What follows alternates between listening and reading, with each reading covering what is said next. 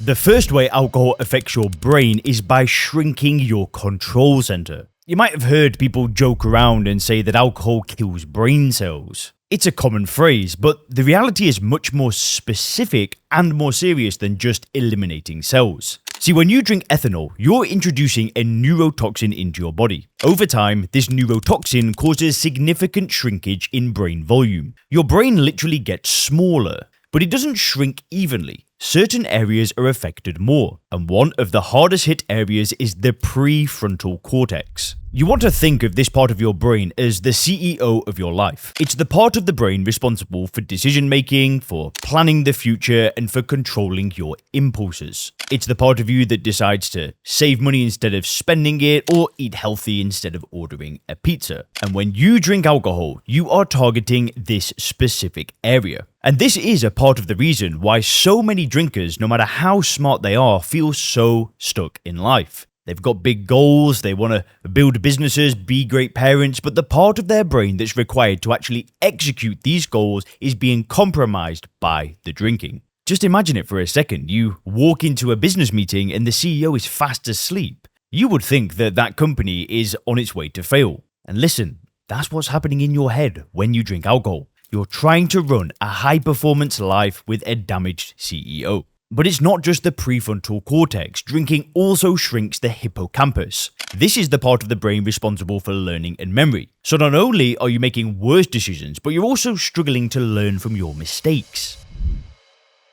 The second way alcohol affects your brain is through the dopamine trap, and this is why willpower so often fails. Have you ever tried to stop drinking and life just feels kind of great? Feels like nothing's fun anymore? That would happen to me. I'd stop drinking and just feel a bit flat. And listen, this isn't just you being stuck in your head, it's a chemical imbalance caused by ethanol. So here's how it works. Your brain has a reward system. When you do something good for your survival, like eating calorie-dense food, sometimes exercising and achieving goals, various activities, your brain releases dopamine. Dopamine is the chemical of more. It tells you, that was good, do it again. And listen, alcohol disrupts this system completely. When you drink alcohol, you force a substantial but artificial spike of dopamine. It's a flood of feel-good chemicals that you didn't actually earn. You didn't run a marathon, you didn't make money, you didn't do anything as mundane as eating a healthy, delicious meal. You just swallowed a poisonous liquid. Because this spike is so high and so artificial, your brain panics. It thinks, this is too much dopamine. So if you keep on drinking, to protect itself, it turns down the volume and it lowers the baseline sensitivity of its dopamine system. So, normal things that used to make you happy, like a walk in the park or hanging out with friends, they stop registering.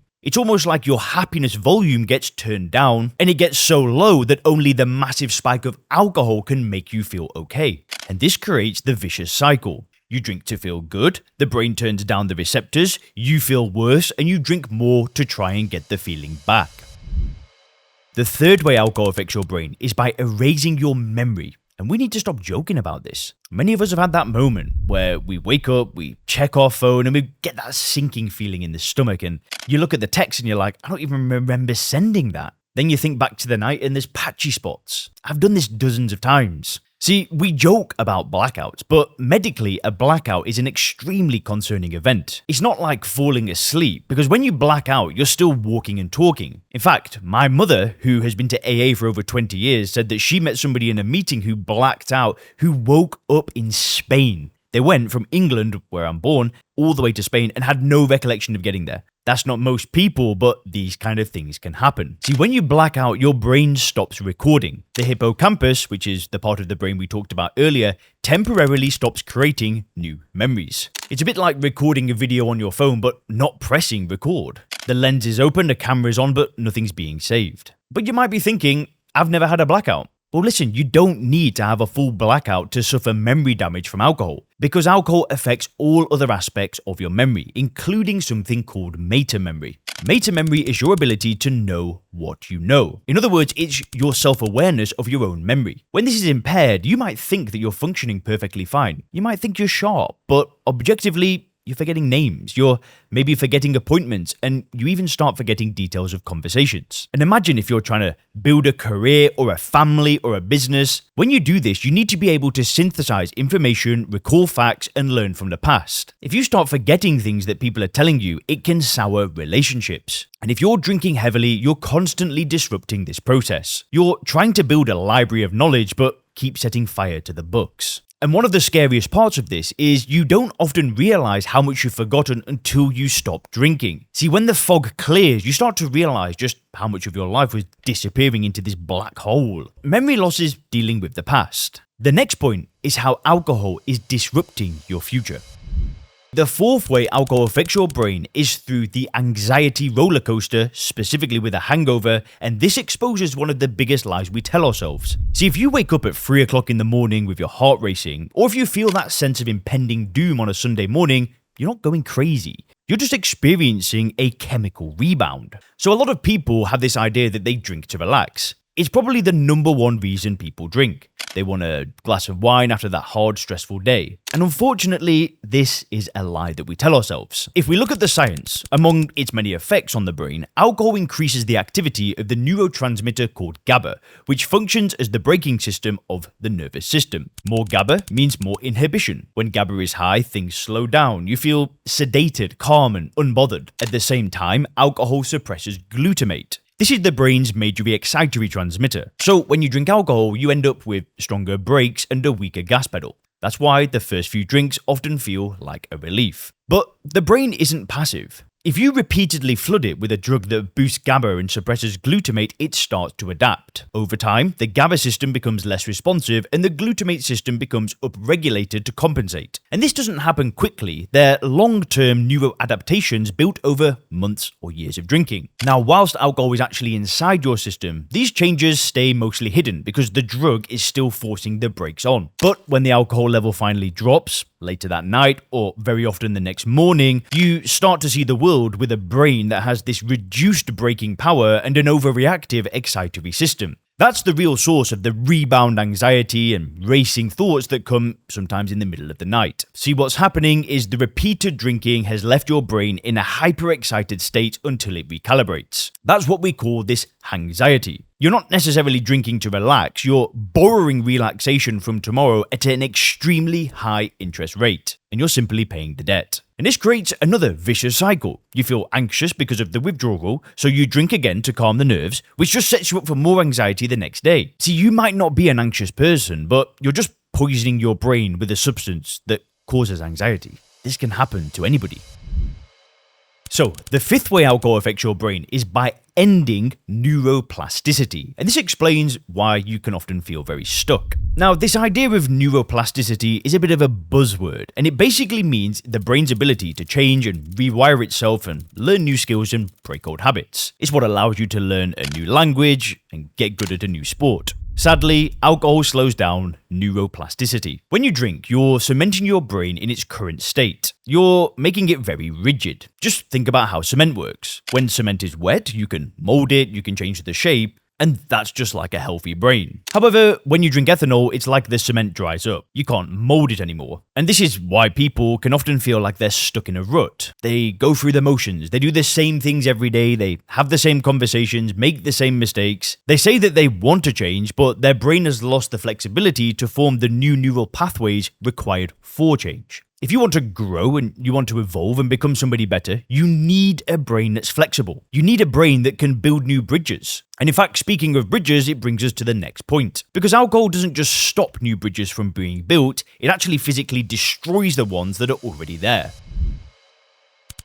So, the sixth way alcohol affects your brain is by destroying the white matter. And this is like degrading the wiring inside your head. Your brain is made up of two types of matter: grey matter and white matter. Grey matter is where the processing happens, and white matter is the cabling. It's the wiring that connects different parts of the brain together. It allows the left side to talk to the right side, which is the emotional center talking to the logical center. And alcohol damages white matter. Imagine a high-speed internet cable. Imagine information zipping back and forth. Now imagine that the cable slowly degrades, the insulation starts wearing down, and now it starts to become patchy and unreliable. That is exactly what happens inside your brain. When the white matter is damaged, your thinking becomes slower. You might find it harder to find the right word in a conversation. You might find that you're more clumsy. And you might find that multitasking becomes a struggle. If this happens, this is fundamentally a communication breakdown inside your own head. You're operating with a slow internet connection in a world that demands high-speed fiber optics. When the connections are frayed, the chemical balance of the entire system just gets thrown off.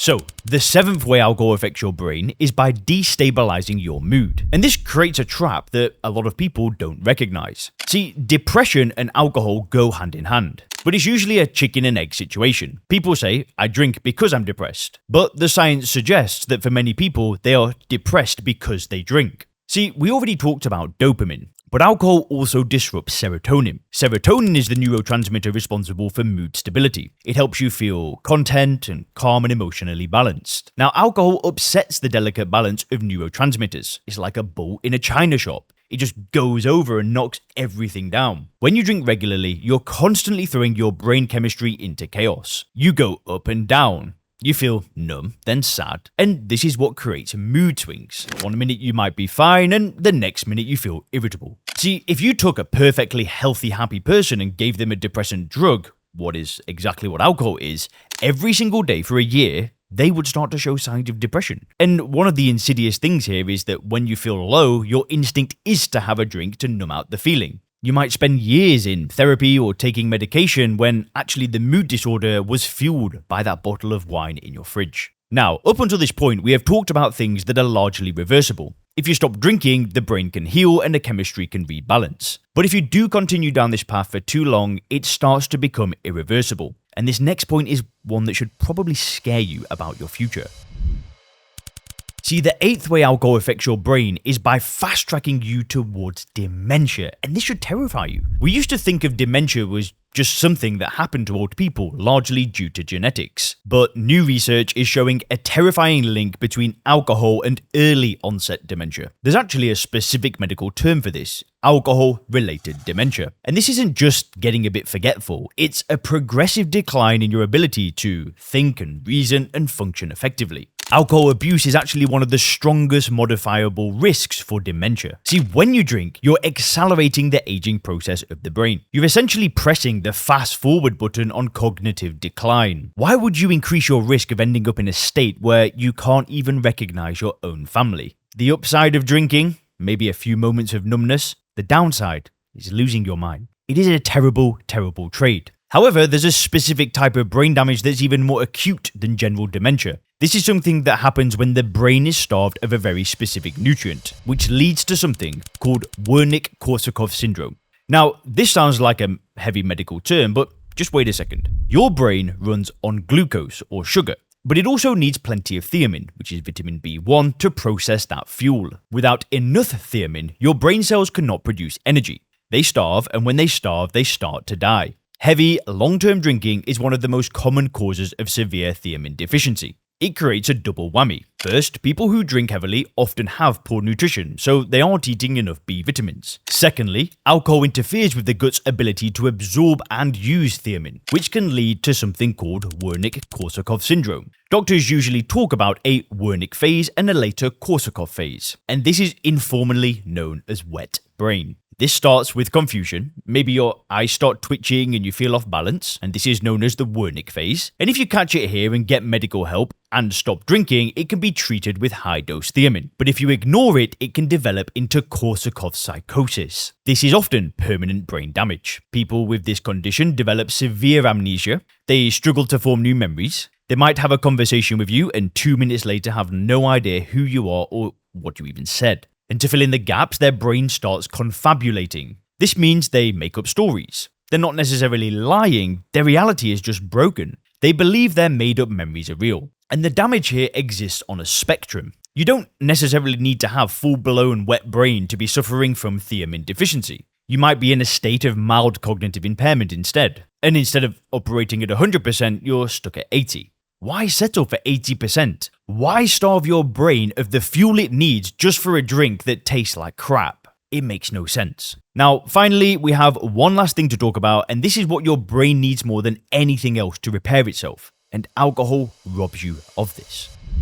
The 10th way alcohol affects your brain is by stealing your REM sleep. And this is why drinkers often wake up feeling like trash. See, when people drink, they pass out. And they think that they slept well because they didn't necessarily wake up. But there's a massive difference between passing out and having deep rest. See, sleep is when your brain takes out the trash. It clears toxins and consolidates memories, and it repairs the damage from the day. This happens in cycles. You have light sleep, deep sleep, and REM sleep. REM sleep is crucial for your emotional health and cognitive function. And alcohol is the enemy of REM sleep. See, when you have alcohol in your system, your body sedates you. You might fall into deep sleep quickly, but you skip the first cycles of REM sleep. Then, as the alcohol wears off in the middle of the night, your body starts waking you up. Your sleep becomes fragmented and you toss and turn. And even if you sleep for 8 hours after drinking, the quality of your sleep is pretty bad. This is why you may feel groggy, you might have brain fog, and you may struggle focusing. You're basically sleep deprived. Just because your eyes were closed does not mean that you were getting rest. When you stop drinking, one of the first things that happens, usually after a week or two, is that REM sleep returns. And it feels like a superpower. I've got clients that say that they forgot what good sleep was like. They said it's been 10-20 years where they've never felt this good.